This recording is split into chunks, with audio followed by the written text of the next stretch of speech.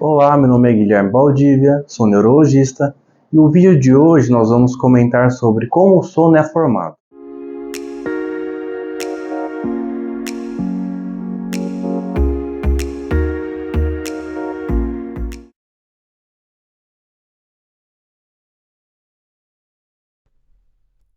Essa figura nos traz que transtornos relacionados ao sono e à vigília têm relação com transtornos psiquiátricos, como por exemplo, aumenta a incidência de depressão e ansiedade. E quanto à imunidade, pacientes com transtorno sono e vigília têm menor soroconversão após uma vacinação, por exemplo. Também existe relação com doenças neurodegenerativas, como a doença de Alzheimer. Sabe-se que durante o sono é um período onde ocorre uma limpeza de substâncias tóxicas cerebrais. E também nós sabemos que existem custos econômicos, né? Pacientes com maior taxa de ausência no seu trabalho, perda de produtividade e inclusive acidentes de trabalho. Também existem alterações endócrinas, alterações relacionadas ao aumento de risco de câncer, e distúrbios cardiometabólicos, como por exemplo diabetes, doença cardíaca e até mesmo AVC. Nessa figura, mostra transtorno de sono e vigília, um comprometimento à neurogênese hipocampal, levando a disfunções cognitivas. O que, traduzindo, nós podemos pensar que existe dificuldade de concentração, queixas de memória, relacionado a uma noite mal dormida, por exemplo. Aqui demonstra que perturbações de sono e vigília existe relação com o aumento do risco de obesidade, risco de diabetes tipo 2 e doença cardiovascular. Isso tem relação com diminuição de leptina, que é um hormônio, e aumento da grelina. Esse aqui é um gráfico que demonstra de acordo com a faixa etária e a necessidade prevista de sono em sua média. Então a gente observa que pacientes jovens, né, de um recém-nascido, por exemplo, pode dormir até 19 horas durante um período de 24 horas. Já um paciente acima de 65 anos, nós temos que o menor tempo seria de 5 horas, isso sendo um sono restaurador. Então, é uma média populacional, um gráfico que demonstra por idade. Veja, aproveitando esse gráfico, que o período produtivo, então de 18 a 64 anos, é o período onde existe maior taxa de trabalho, em média se dorme, a recomendação é de 7 a 9 horas por noite. Dito essas considerações iniciais relacionadas a transtornos do sono, esse slide tenta explicar um pouco sobre como é regulado o sono.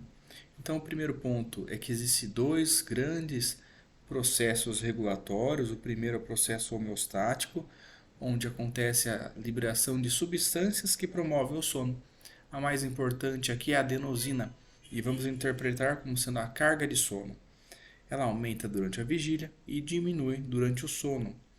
E o segundo grande processo que regula o sono é o processo circadiano, que é regulado pelo núcleo supraquiasmático, que é o nosso marca-passo. Aqui nós temos aferências luminosas que vêm da retina, atingem essa região cerebral chamada núcleo supraquiasmático, levando à inibição da produção da melatonina. Aqui vale ressaltar que a melatonina é um hormônio da noite e não existe uma contrarregulação de hormônio que iniba a sua produção, e sim a percepção da luz. Nessa outra figura, demonstra os dois processos que nós conversamos no slide anterior. O processo homeostático, que está relacionado ao ADP.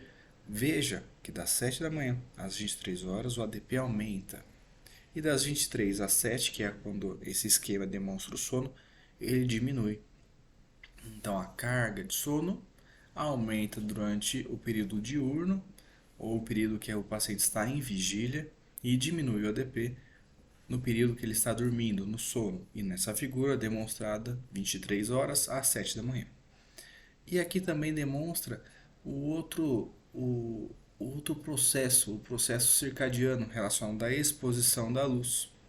Lembrando que com a redução da luz, nós temos a produção de melatonina, que é o hormônio da noite. Acima dessa figura, nós observamos Esse desenho tenta mostrar regiões cerebrais onde são produzidos alguns neurotransmissores que estão relacionados com sono ou vigília.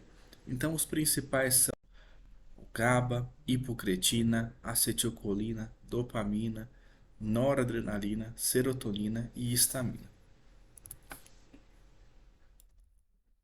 Esse esquema mostra como funcionam os neurotransmissores que promovem o sono e o que promovem a vigília, o manter-se acordado. Então veja, para promover o sono, então para dormir, a gente precisa aumentar neurotransmissores que são inibitórios, né, como o GABA, e inibir quem é excitatório, como por exemplo hipocretina, acetilcolina, dopamina, noradrenalina, serotonina e histamina. E isso acontece de uma maneira inversa quando a gente pensa em estado de vigília hiperalerta. Então, aqui GABA, que é inibitório, está reduzido e os demais tendem a estar aumentados.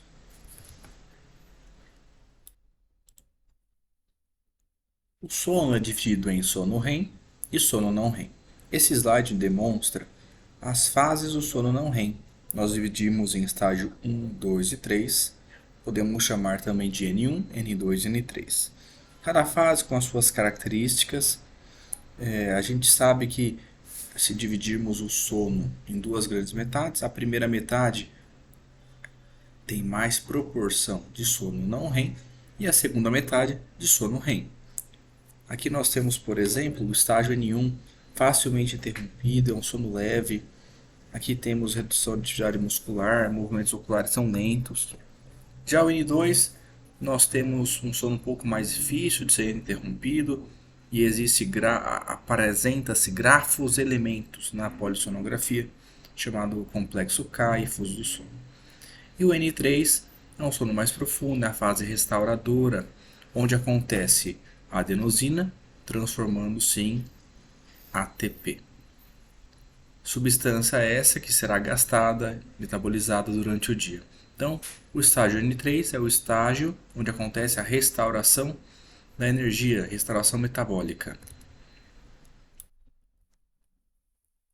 Já o sono REM, onde acontece consolidação da memória, sonhos e é facilmente interrompido.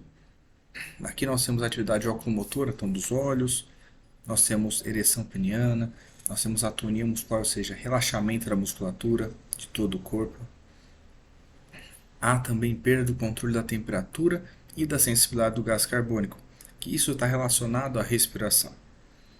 A ventilação alveolar é reduzida, aumenta um tônus da via aérea superior.